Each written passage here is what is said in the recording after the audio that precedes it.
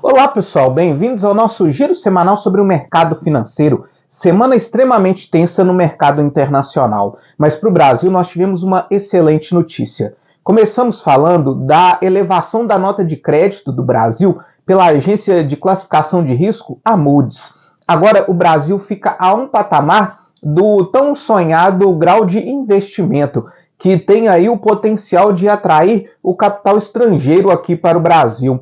A Moody's justificou essa melhora na nota brasileira em relação ao crescimento robusto do PIB e às reformas fiscais que têm sido realizadas nos últimos anos. Essa elevação da nota aí da Moody's vai um pouco na contramão de uma outra agência de risco, que é a Fitch, que na semana passada emitiu uma nota aí com duras críticas em relação ao lado fiscal brasileiro.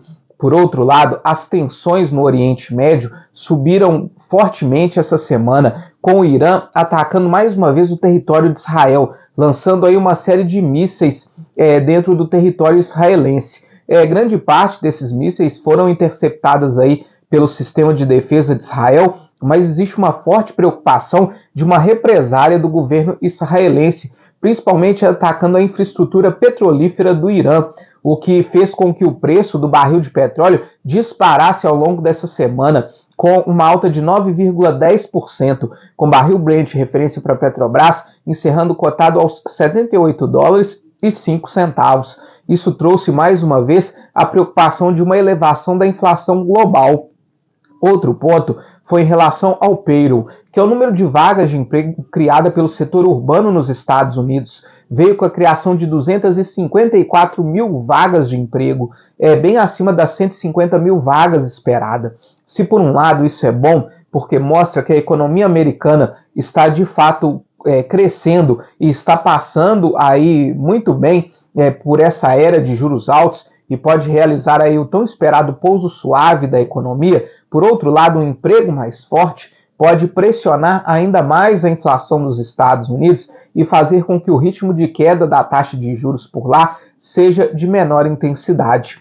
Aliás, no campo das commodities, o minério de ferro também teve uma forte alta essa semana, subiu aí mais de 10%, com a tonelada encerrando cotada aí aos $108,84. Essa disparada do minério de ferro se deve à redução da taxa de juros das hipotecas lá na China, como uma forma aí do governo chinês estimular o seu mercado imobiliário. Mas mesmo com essa forte alta das commodities, a Bolsa Brasileira não conseguiu fechar em alta essa semana. Nosso Ibovespa encerra em queda de 0,73%.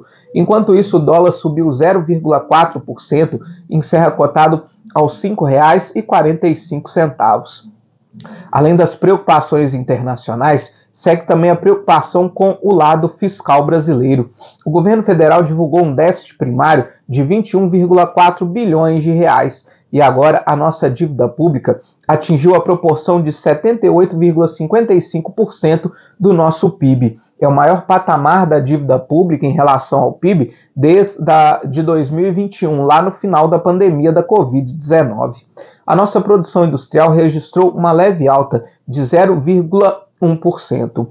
Outro problema que vai impactar diretamente aí a nossa inflação é que a ANEEL anunciou para esse mês de outubro a bandeira vermelha no patamar nível 2 na nossa conta de energia elétrica, devido aí à falta de chuvas, o que impacta diretamente na nossa inflação.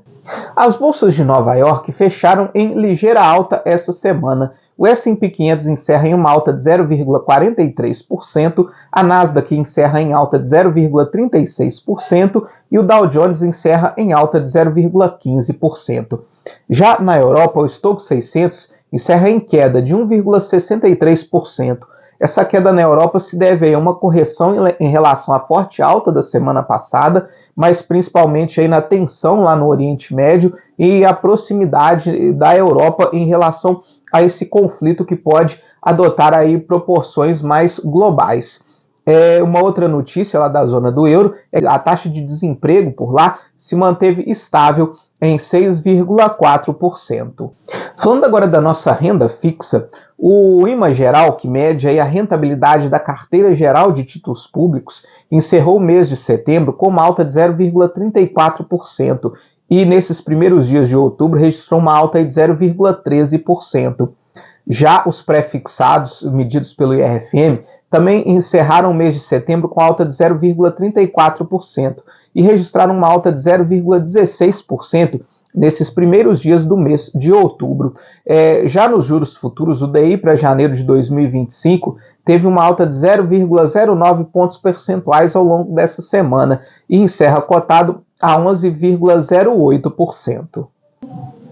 Quem também fez alerta sobre a situação fiscal brasileira foi o presidente do nosso Banco Central, Roberto Campos Neto. Ele disse que o Brasil precisa de um choque fiscal para, de fato, aprender a reduzir os gastos públicos, mas disse que a dívida brasileira não está tão ruim assim como muitas vezes o mercado vem colocando, que outros países estão em situações muitas vezes mais difíceis do que o Brasil, mas que, de qualquer forma, se a gente quer ter uma era de juros mais baixos aqui no Brasil, a gente precisa sim controlar os gastos públicos. Para a semana que vem, nós temos a ata da última reunião do Banco Central dos Estados Unidos. Temos também dados de inflação na China e nos Estados Unidos. Aqui no Brasil sai a nossa inflação oficial medida pelo IPCA. E tem também a sabatina de Gabriel Galípolo lá no Senado Federal, que volta aí às suas atividades logo após as eleições municipais que acontecem amanhã. Muito obrigado e até a próxima semana.